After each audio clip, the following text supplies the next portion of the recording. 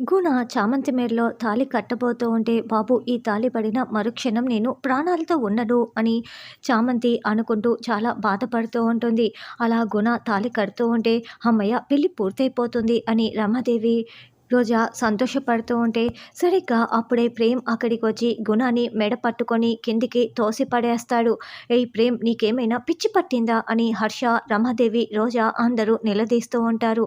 నేను నిజం చెప్పాలి అని ప్రేమ్ చెప్తుంటే, నిజంగానే ప్రేమ్‌కి పిచ్చి పట్టినట్లు ఉంది మామయ్య గారు. ముందు మెంటల్ హాస్పిటల్‌కి ఫోన్ చేయండి అని రోజా అంటుంది.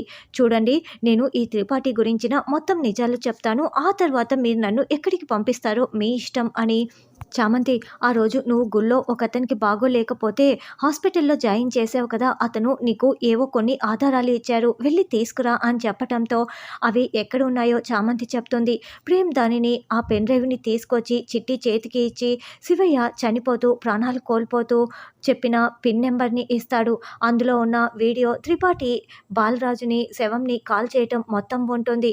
దానిని చూపించి ఇక ప్రేమ్ ఆ పెళ్ళిని ఆపేస్తాడు. అక్కడున్న జడ్జి కూడా త్రిపాఠికి శిక్ష వేస్తానని చెప్తాడు. అప్పుడే చామంతి కూడా, అవును, మా నాన్నని చంపేస్తాను, ఎన్‌కౌంటర్‌లో ప్రాణాలు తీసేస్తానని చెప్పి నన్ను బెదిరించి పెళ్లి చేసుకోటానికి చూశారు అని చామంతి కూడా నిజం చెప్పేస్తుంది. అలా చామంతి పెళ్లి ఆగిపోతుంది. తర్వాత చామంతి నిద్రపోతూ ఉంటే, చామ్ చామ్ చామ్, నువ్వు కళ్ళు తెరవకు అంటూ ప్రేమ్ తెల్లవారి అక్కడికి వస్తాడు. ఏమైంది బాబు అని చామంతి అడుగుతూ ఉంటే, నేను నీకు ఒకటి చూపించాలి, రా చామ్, అంతవరకు నువ్వు కళ్ళు తెరవటానికి వీల్లేదు అని ప్రేమ్ చామంతి కళ్ళు మూసేసి గార్డెన్‌లోకి తీసుకువస్తాడు.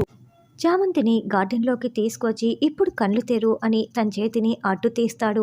అక్కడ ప్రేమంతి అని మొక్కలతో గడ్డి మొత్తం పెంచి ఉంటాడు. బాబూ! ఎంత బాగుందో అని చామంతి చాలా సంతోషపడుతూ ఉంటే, మన ప్రేమని ఇలా నాటాను చామంతి. ఇప్పటినుంచి మన పెళ్ళయ్యే వరకు ఈ ప్రేమంతి అన్న మాట, ఈ చెట్లు అలాగే ఉండాలి. పెద్ద వృక్షమైపోవాలి. మన ప్రేమ ఎప్పటికీ ఇలాగే ఉండాలి అని ప్రేమ్ చెప్తూ ఉంటే, చామంతి చాలా ప్రేమగా ప్రేమ్ వైపు చూస్తూ ఉంటుంది. అప్పుడే రమాదేవి, నిషా ఇదంతా దూరం నుంచి చూస్తూ మండిపడుతూ